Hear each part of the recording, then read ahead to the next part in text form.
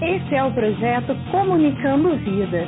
Curta, compartilhe, inscreva-se. Ajude a divulgar o nosso projeto. Por acaso alguém já viu Márcio abrir? Só no filme, né? O Jorge pegou ali o filme dos 10 Mandamentos e deve ter visto no filme. O filme ali, ninguém nunca viu chover maná do céu. Como de nuvem, se alguém viu, levanta a mão aí. Alguém viu nuvem durante o dia no deserto, coluna de fogo à noite para esquentar, contando todos os milagres que Deus fez naquele deserto e que aquele povo viu, os livramentos, as batalhas que eles venceram, e mesmo assim muitas vezes foram descrentes e não perseveraram. Antes, todo motivo que tinham para murmurar e para reclamar, eles procediram em fazer isso de maneira que, quando os espias foram vigiar aquela cidade de Jericó, eles voltaram com aquela notícia de que a cidade era extremamente murada, os homens eram gigantes, fortes, eram homens valentes, e todo o povo temeu, com exceção de Josué e de Caleb.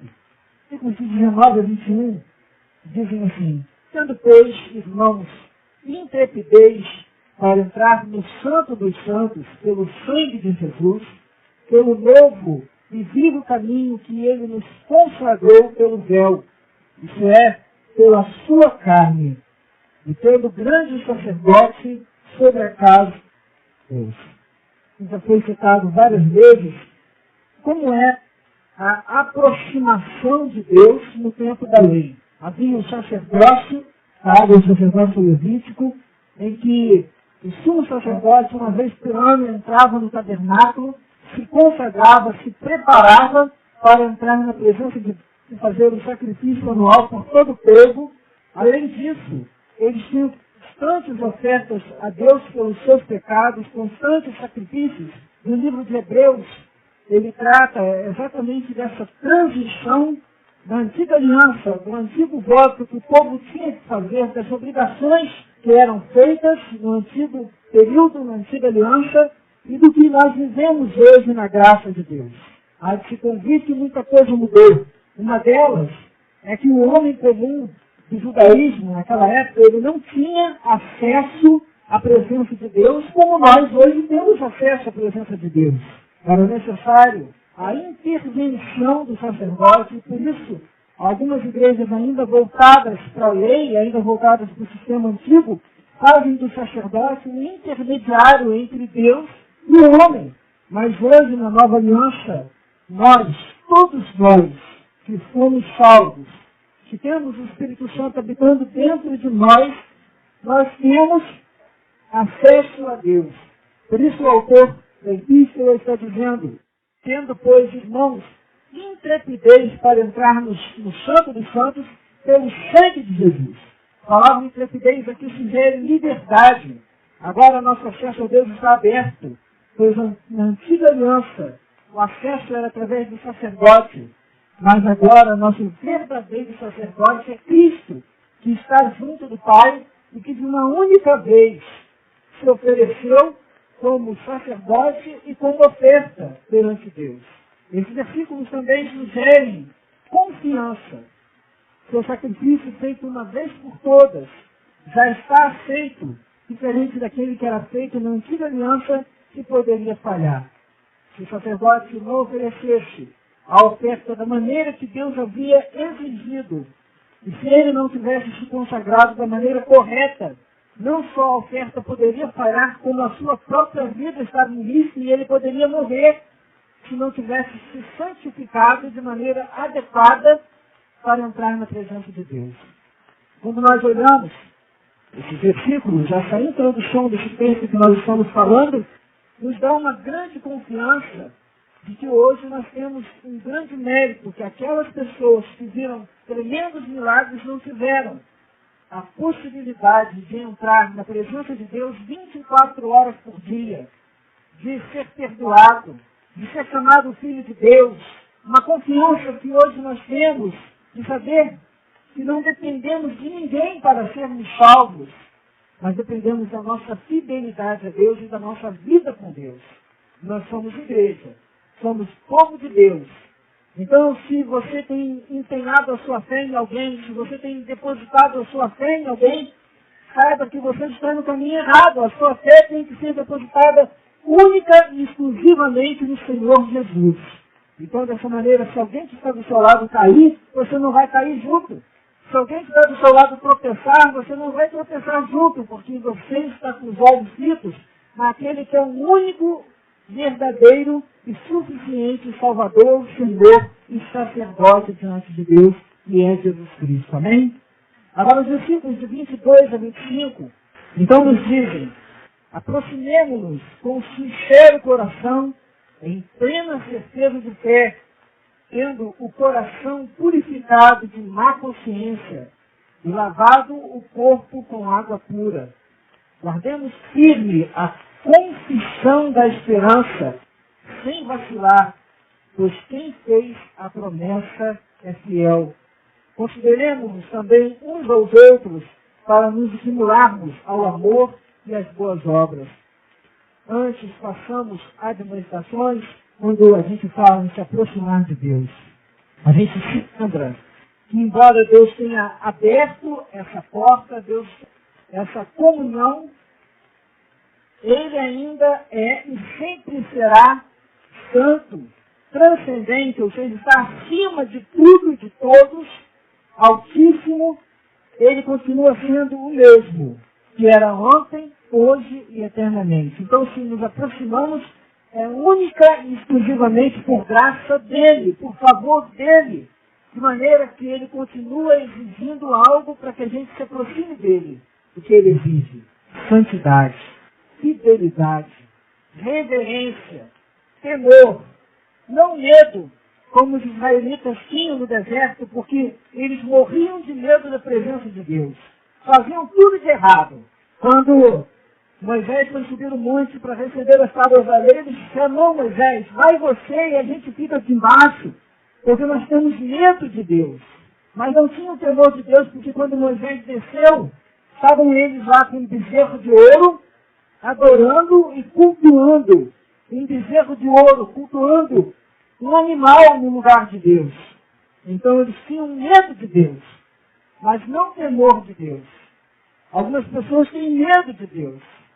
Tem medo de Deus castigar, tem medo de Deus pesar na mão, tem medo de Deus lançar uma maldição sobre a vida, tem medo de tantas coisas, mas não tem o temor de Deus. Temor é respeito às coisas de Deus. Então nós temos que nos aproximar com um sincero coração. Qual é o objetivo de buscar a Deus? Qual é o teu objetivo? Qual é o meu objetivo de buscar a Deus? Deus, eu estou olhando aqui, eu não estou vendo mente de ninguém. Quem viu o filme O Todo-Poderoso? Quem viu aquele filme? Mais ou menos a sinopse do filme é um cidadão que Deus saiu de férias e resolveu colocá-lo no seu lugar. Uma heresia, diga-se de passagem, mas o filme é engraçado em alguns aspectos. E o cidadão, a primeira coisa, quando ele recebeu a tarefa, é que Deus o atribuiu de várias características de Deus. Ele tinha um bloqueio que era simplesmente o livre-arbítrio humano. Ele não poderia fazer ninguém o respeitar se não fosse de livre e espontânea vontade. Só que uma das características que ele tinha ali era simplesmente saber todas as coisas e ver todas as coisas. Ele era onisciente e onipotente, ele não era onipresente, claro. Mas uma grande confusão dele era responder às orações de todo mundo ao mesmo tempo, porque ele não estava habituado àquilo, então aquilo ficou dentro do ouvido dele, borbulhando as orações de milhões de pessoas ao mesmo tempo. Então ele resolveu pegar o computador celestial e dar sim para todas as orações. As pessoas pediam para ganhar na loteria, para ganhar um carro novo, as pessoas pediam para ter bens materiais, e simplesmente uma das orações que ele resolveu dizer sim era as pessoas que pediram para ganhar na loteria. E teve mais de 100 mil pedidos de ganhadores da loteria naquela semana. Porque todo mundo que pediu para ganhar na loteria ganhou. Era simplesmente a resposta de uma oração de mais de 100 mil pessoas. Algumas pessoas buscam a Deus pensando naquilo que Deus pode dar. Ah, será que Deus pode me dar um carro novo? Será que Deus pode me dar a casa própria? Será que Deus pode me dar isso ou pode me dar aquilo? Tem gente que busca Deus com esse objetivo. Mas aqui está escrito que aquele que busca Deus, aproximemos-nos com sincero coração, em plena certeza de fé, tendo o coração purificado da má consciência, lavado o corpo em água. Aquela canção que diz assim: Deus me chama como sou, mas não me deixa como estou. Ou seja, você está em pecado? Deus te chama. Você está em vício? Deus te chama. Você está em miséria? Deus te chama. Mas Deus não quer que você permaneça assim. Deus quer que você seja nova criatura. Deus quer fazer o novo na sua vida. Se a sua vida está desgraçada, se a sua vida está fora da direção de Deus, Deus te chama e te recebe assim. Deus nos recebe com o coração ferido. Deus nos recebe com o coração machucado. Deus nos recebe com a vida tão enrolada.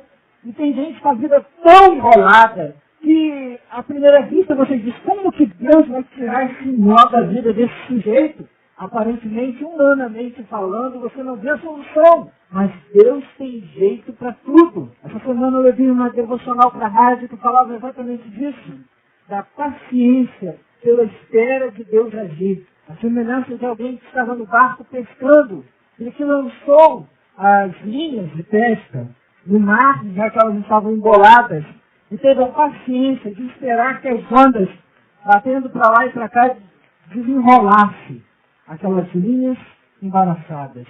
Deus mexe a nossa vida para cá, Deus mexe a nossa vida para lá, Deus vira de cabeça para baixo às vezes, não é assim? Deus dá umas sacudidas às vezes também, e vai botando no eixo, e vai colocando no lugar. Mas aquele que se aproxima de Deus precisa saber que Deus, Ele começa a mover na nossa vida. Deus começa a mover a nossa história e começa a trabalhar. Então, nós precisamos ter o coração purificado de toda má consciência e lavado o corpo em água pura. Assumir um compromisso com Deus através do batismo simboliza um desejo de exteriorizar a limpeza que ocorreu na alma. Ora, é muito simples de entender. Se você chegar lá em casa e eu te der um copo limpo por dentro, mas sujo por fora, será que você vai beber água? Tem gente aqui que é capaz até de olhar para dentro e falar: mas por dentro é limpinho. Mas eu te garanto que muita gente vai olhar e falar assim: não, eu quero o copo limpo por dentro e por fora. Deus, Ele quer completar a obra. Deus não quer deixar a obra pela metade. Deus quer levar a obra inteira.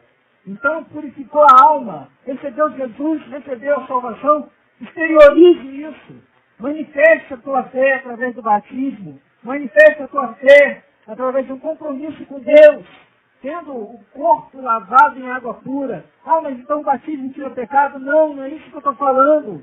O batismo é um símbolo da salvação que você recebeu. Então, alguém que tenha recebido a salvação, alguém que tenha crido, ele deseja realmente exteriorizar essa fé que recebeu. De que sofrer por Cristo 20 anos, 30 anos, 50 anos que seja, não é nada perto de um sofrimento eterno no inferno junto com Satanás e seus anjos. Alguém poderia dizer assim: ah, mas o inferno é só das pessoas pagãs, não é lugar de cristão. Pois bem, a palavra aqui estava sendo dita para hebreus cristãos. Não era para hebreus que tinham rejeitado a Cristo, não. É gente da igreja.